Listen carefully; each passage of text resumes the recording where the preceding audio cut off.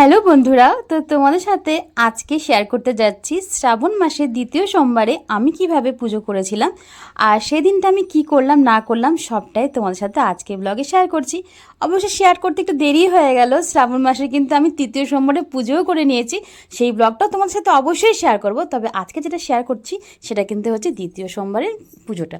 তো যাই হোক, প্রথমে তো দেখতেই পেলে সমস্ত কিছু জোগাড় টোগাড় করে নিয়েছি, কারণ পুজো করার আগে সুন্দর করে জোগাড় করে গুছিয়ে নিলে কিন্তু পুজো করতে অনেকটা সুবিধা হয় আর ভালো লাগে।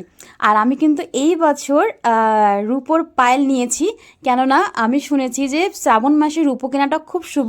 আর আমার অনেক দিন থেকে ইচ্ছে ছিল যে একটা পায়েল নেব, তো ভাবলাম কি তাহলে শ্রাবণ মাসেই নেওয়া যাক। তো এই পায়েলটা কিন্তু এই পুজো যে দেখলে তখনই কিন্তু আমি পড়েছি আর কি, তার আগে কিন্তু আমি পড়িনি।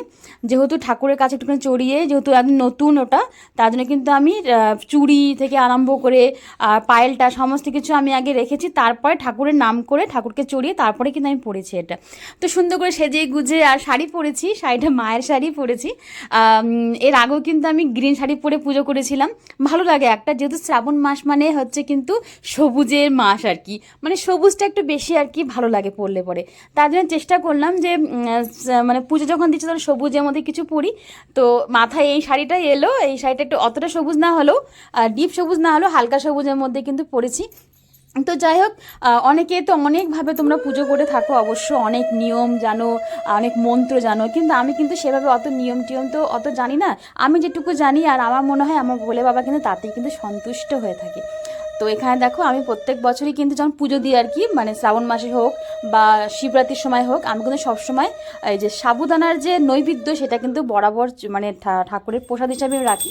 তো এবারে কিন্তু সেটাই ছিল। তাহলে চলো সঙ্গে থাকো, আমি কীভাবে পুজো করছি না করছি একটুখানি তোমরা পাশে থাকো, দেখতে থাকো।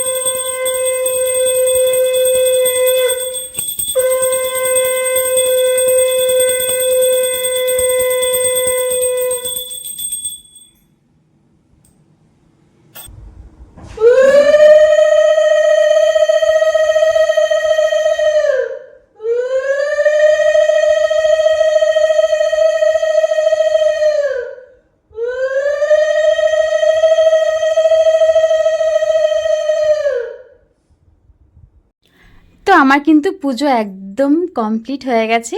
আর কেমন লাগলো অবশ্যই তোমরা কিন্তু জানাবে। আমার যেরকম মনে হলো যে আমি যেভাবে পুজো করি প্রত্যেক বছরই, মানে শ্রাবণ মাসে বলো বা শিবরাত্রির দিনগুলোতে, এরকম করেই কিন্তু আমি পুজো করি। তো অনেক মন্ত্রই হয়তো আমি বলি না, অনেকে দেখেছি আমি যখন স্নান করায় আর কি মহাদেবকে অনেক রকম মন্ত্র বলে। তবে আমি একটা জিনিস মনে করি, মন পরিষ্কার করে যদি পুজো করাটাই কিন্তু আসল। অনেক সময় হয়তো মন্ত্রতে 19-20 যদি ভুল ত্রুটি হয়ে যায় সেটা কিন্তু বেশি খারাপ। তার জন্যই কিন্তু আমি সবসময় একটা মন্ত্রই জপ করি, যেটা হচ্ছে আমাদের ভোলে বাবার আসল মন্ত্র, ওম নমঃ শিবায়। ওম নমঃ শিবায় জপ করতে করতেই কিন্তু আমি পুরো পুজোটাই কিন্তু করেছি। এছাড়া কিন্তু এক্সট্রা কোনো মন্ত্র আমি আর জপ করিনি। তো এখন কিন্তু পুজো একদম তো হয়েই গেছে, এরপরে কিন্তু আমি মন্দিরেও যাব। আমাদের পাড়াতেই মন্দির আছে। তোমরা হয়তো যারা আমার পুরনো সাবস্ক্রাইবার বন্ধু আছো তারা অনেকবারই দেখেছো। এর আগেও কিন্তু আমি অনেকবার গেছি সেই মন্দিরটাতে, শিব মন্দির শুধু ওটা।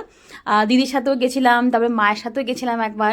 তবে এবার কিন্তু আমি একাই যাচ্ছি, সেই জন্য মন্দিরে পুজো করার হয়তো সেভাবে ভিডিও কিছু দেখাতে পারবো না, কেননা আমি একা গেছি, কী করে কে ভিডিও করে দেবে।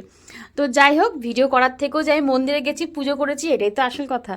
তবে দিদি আর গুনগুনের কথা খুব মনে পড়ছিল, কেন গুনগুন থাকলে তো ও মানে বাবার মাথায় জল ঢালতো, ও কিন্তু খুব পুজো করতে ভালোবাসে। আর এখন থেকে ওর মধ্যে কিন্তু ভক্তি শ্রদ্ধা সমস্ত কিছুই রয়েছে, ওকে কিছু শেখাতে হয় না, ও নিজের থেকেই সমস্ত কিছু যেমন জানে, ঠাকুরের জপ করা, তারপরে ঠাকুরের নাম জ্ঞান করা, সমস্ত কিছু ও জানে এখন থেকেই। তো যাই হোক, কিছু করার নেই, ওর তো স্কুল খুলে গেছে জানোই তোমরা অনেকেই। আর একটা কথা তোমাদের সাথে শেয়ার করছি, আজকে এত মানে এই দ্বিতীয় সোমবারের দিনকেই কিন্তু যেটা আমাদের ইচ্ছে ছিল আমার মায়ের একটা ঠাকুর আসন নেবে, সেই ইচ্ছেটা কিন্তু সেদিনকেও পুরো হয়ে গেছে। মানে আমাদের যে ঠাকুর আসনটা অর্ডার করেছিলাম আমরা, সেই ঠাকুর আসনটাও কিন্তু আমরা এই দিনকে পেয়েছি। মানে এত ভালো একটা দিনে কিন্তু আমাদের ঠাকুর আসনটাও ডেলিভারি দিয়েছে। তো পুজো করে কিন্তু এখন চলে যাচ্ছি, বাড়ির পথে রওনা দিচ্ছি। আর এদিনকে কিন্তু আমি কোনো রকম অন্ন গ্রহণ করিনি, শুধু সাবু আর ফলই খেয়েছিলাম। সন্ধ্যা থেকে আবারও চলে এলাম তোমাদের সাথে দেখা করতে, আর যাচ্ছি একটুখানি মার্কেটে, যেহেতু বুধবার দিন পুজো, তাই কিন্তু অল্প অল্প করে কেনাকাটা শুরু করছি। মানে একদিনে যদি হয়তো কিছু ভুলে গেলাম, তাই আজকে কিছু মাল কিনবো, ঠাকুরের আসনে যা যা দরকার, আর পরে আবার কিছু কেনা হবে। তাহলে চলো, যেটুকু পারবো ভিডিও করব, অতটা জানি না করতে পারবো কি না, তো যেটুকু শেয়ার করার তুলতে পারলে আমি অবশ্যই শেয়ার করব। তো মার্কেটে তো কোনো ব্লগ আমি শ্যুট করতে পারিনি, কেননা ফোন নিয়ে নিয়ে ভিডিও করতে পারছিলাম না আমি সেভাবে। আমি বৃষ্টিও পড়ছিল, তার জন্য কিন্তু ফোনটা ব্যাগেই ছিল। তো কী কী কিনেছি সেই সমস্ত কিছু একটু শেয়ার করে দিলাম, তবে এখনও অনেক কিছু বাকি আছে। অল্প স্বল্প কিছু কিনেছি, সেটা দেখিয়ে দিলাম। আর আমরা তো শনিবার দিনও বাজারে গেছিলাম, তখনও কিছু কিনেছিলাম, সেটা অত সেভাবে দেখানো হয়নি। তবে এই ঠাকুরের কাপড়টা কিন্তু আমাদের আগের থেকে দেখে রেখেছিলাম যে নেব।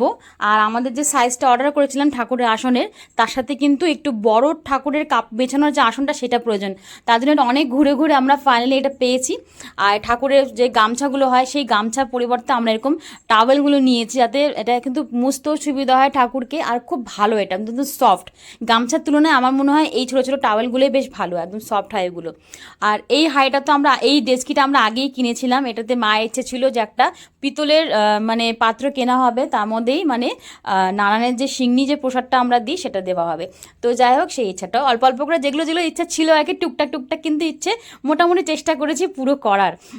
তো বুধবারে পুজো ছিল বলে আগে আমরা অনেক কিছু বাজার করে নিয়েছি, আর কিছু বাজার তো রয়েছে, সেটা একদম কাঁচামাল যে বাজারগুলো থাকে, যেমন মিষ্টি, ফুল, এগুলো সব বুধবারেই করা হবে। তো আজকের মতন ব্লগটা এখানে রাখছি, কেমন লাগলো অবশ্যই জানিও।